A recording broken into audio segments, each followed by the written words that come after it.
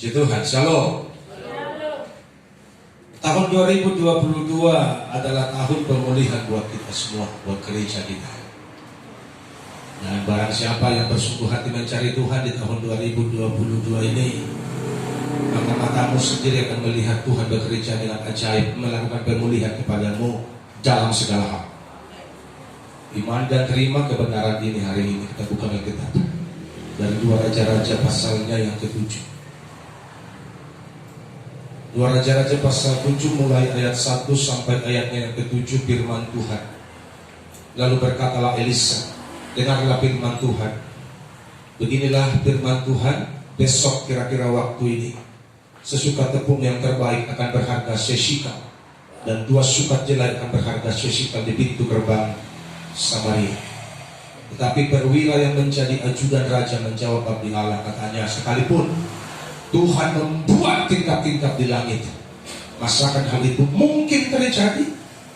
Jawab abdi Allah, sesungguhnya engkau akan melihatnya dengan matamu sendiri, tetapi tidak akan makan apa-apa daripadanya.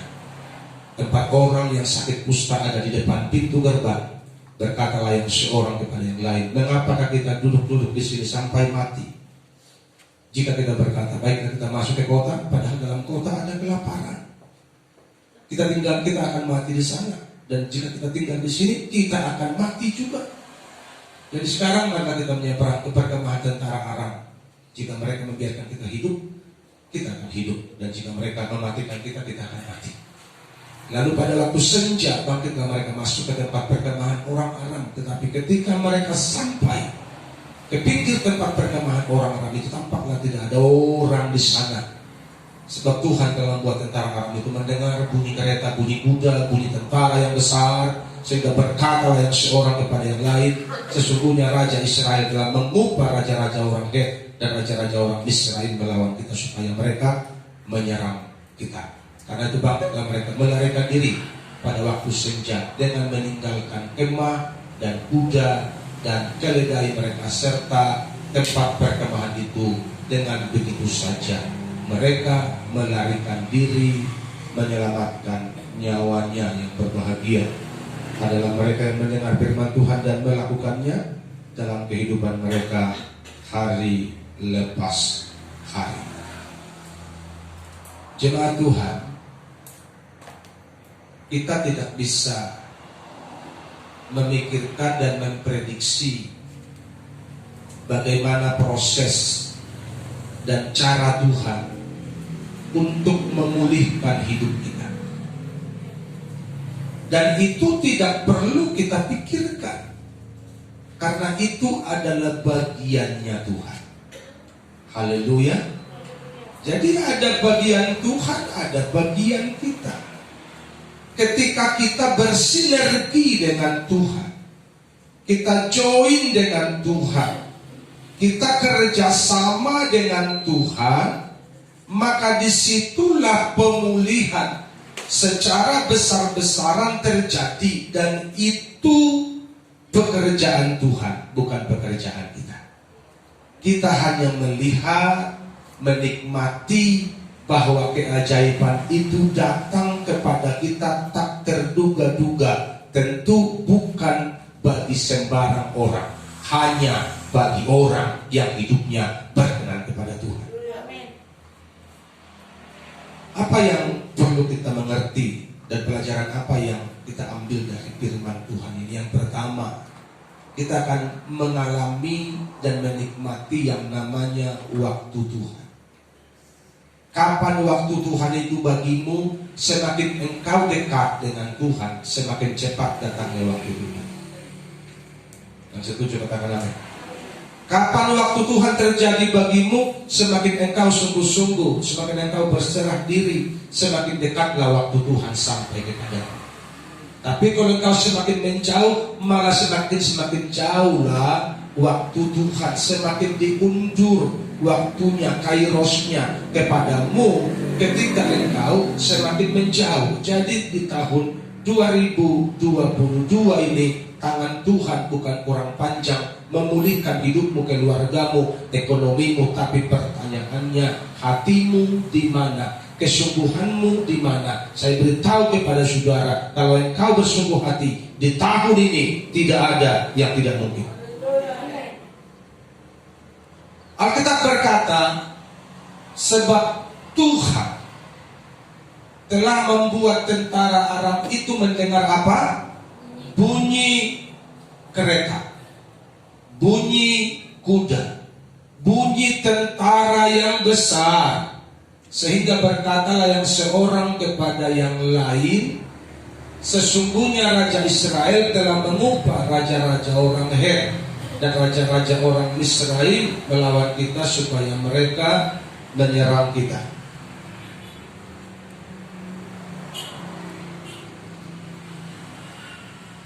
Itu pemikiran dan apa yang dialami oleh orang Arab. Padahal tahu saudara, faktanya nggak begitu. Orang Israel sedang terdesak, kotanya berkubu, ada pintu gerbangnya, ada pagar sekeliling, sehingga tentara Aram itu mengepung mereka. Makanya mereka tidak bisa keluar untuk cari makan, untuk bekerja, sehingga persediaan makanan di kota itu menjadi habis. Alkitab mencatat tai burung merpati aja mahal kali di sini. Jadi saudara bisa bayangkan betapa sukarnya, betapa sulitnya hidup itu. Hidup mereka pada waktu itu, tai burung merpati aja mahal. Kehidupan mereka lebih susah. Kalau kita masih bisa makan nasi tiap hari, katakan amin. Mereka sudah makan tai burung. Bahkan kalau saudara baca lebih sadis, bahkan ada yang rela memakan daging anaknya sendiri, saking kelaparan gak punya makanan lagi. Kenapa? Karena mereka terkepung dalam kepedihan, dalam kesakitan yang dialami oleh orang Israel. Seperti banyak orang yang mengalami di masa pandemi ini, kita mengalami kesulitan ekonomi. Itu kita harus akui. Harga-harga naik tapi penghasilan minim.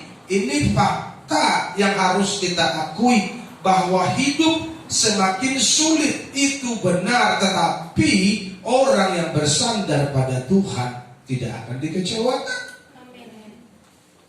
Haleluya. Mereka terhimpit, terdesak. Dan yang perlu saudara ketahui, waktu itu belum ada handphone. Sehingga walaupun saudara di Sidamanik, saudara bisa video call ke Amerika, atau SMS atau chat ke Amerika. Itu enak zaman teknologi sekarang. Kalau waktu itu tidak bisa. Kalau kita mau beritahukan pesan, berarti kita harus kirim pasukan orang berkuda untuk menyampaikan pesan tersebut. Mulanya untuk kondo jauh-jauh harus pergi mengundang. Seberapa jauh kampung itu ya harus dilewati, dijalani, karena tidak ada alat komunikasi selain tatap muka pada waktu itu. Dan bangsa Israel tidak bisa keluar karena kotanya dikepung. Artinya secara manusia mereka sudah kehabisan daya, tidak punya kekuatan sama sekali. Tapi dengar baik-baik, yang lemah akan menjadi kuat ketika engkau bersama dengan Tuhan. Amen. Yang miskin akan diperkaya, diberkati kalau engkau dekat dengan Tuhan. Mereka bisa mendengar orang banyak datang. Mereka bisa mendengar ada kuda yang besar, pasukan yang banyak. Padahal tentara Aram itu banyak kali. Banyak kali tentara Aram itu. Tapi mereka bisa mendengar bunyi deru perang yang begitu dahsyat, sehingga mereka mengalami ketakutan yang amat sangat. Sehingga Alkitab mencatat mereka lari tunggang langgang, naik kuda, naik onta, meninggalkan kemahnya dan semua peralatan, semua bahan makanan, semua harta benda mereka tinggalkan di situ. Mereka lari tunggang langgang, tidak ada yang menyerang mereka. Kalau Tuhan memulihkan engkau tidak perlu pikir dari mana berkat datang samaku. Tangan Tuhan bukan kurang panjang. Saudara percaya itu? Kalau tiba waktu pemulihan bagimu, jangan pernah berpikir aku orang kecil, karena kecilnya dirimu bisa dibesarkan Tuhan. Mari bersinergi secara rohani hari ini dengan Tuhan supaya kau melihat pemulihan Tuhan terjadi dalam kehidupanmu tahun ini. Tidak ada yang tidak mungkin. Haleluya. Saudara tahu apa kata Nabi Elisa? Besok pada waktu ini akan terjadi pemulihan. Semua bahan pokok menjadi murah. Apa dikatakan ayatnya yang ke berapa? Coba buka. Ayat 2. Oh itu ayat 2 perwira yang tidak percaya. Ayat 1. Ayat 1. Tapi ayat 2. Lalu berkatalah Elisa, dengarlah firman Tuhan. Beginilah firman Tuhan, besok kira-kira waktu ini sesukat tepung yang terbaik akan berharga sesikat, dan 2 sukat nilai akan berharga sesikat di pintu gerbang. Orang dunia bilang gak mungkin, termasuk perwira itu gak mungkin. Kenapa? Karena mereka memandang kesulitan hidup yang sedang mereka alami tak mungkin dalam tempo sehari, karena Nabi itu berkata besok. Tapi dengar umat Tuhan, bagi Tuhan tak ada yang mustahil. Bagi Tuhan tak ada yang tak mungkin. Besok pada waktu ini,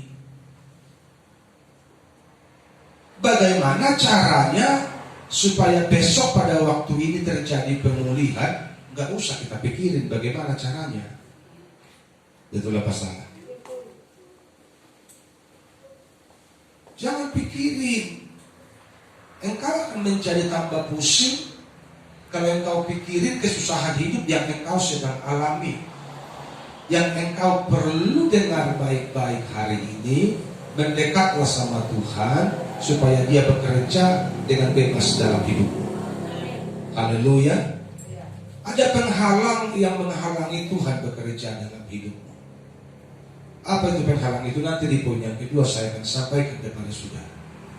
Ada penghalang, dan penghalang itulah yang membuat Bapa di surga sepertinya melipat tangan melihat persoalan dan permasalahan kita, karena kita belum bersinergi, belum connecting, belum direct dengan surga, walaupun kita berdoa dan bersinergi. Jadi Tuhan bekerja dengan membunyikan suara kuda, suara pasukan besar, suara tentara besar kepada orang Aram, sehingga mereka lari tunggang langgang. Dan Alkitab berkata apa yang dijanjikan oleh Tuhan lewat Nabi Elisa terjadi. Karena tidak ada yang tidak mungkin. Haleluya. Tidak ada yang tidak mungkin. Pokoknya kalau Tuhan sudah berjanji, aku akan memberkati engkau, engkau pasti diberkati. Aku akan memulihkan hidupmu, engkau pasti dipulihkan. Aku akan menyembuhkan engkau pasti disembuhkan. Haleluya. Bagaimana caranya? Kembali kuulangi sama saudara, itu bukan bagianmu, jangan pikirin deh. Haleluya. Jangan pikirin. Waduh, caranya terlalu capek engkau memikirkan itu, nanti hang otakmu. Berserah aja sama Tuhan. Haleluya. Berserah aja sama Tuhan. Jalan Tuhan yang keselami. Dia bekerja dengan caranya. Tentu dengan aturannya juga. Jadi kalau kita sungguh-sungguh, maka Dia akan bekerja bagimu. Kalau ku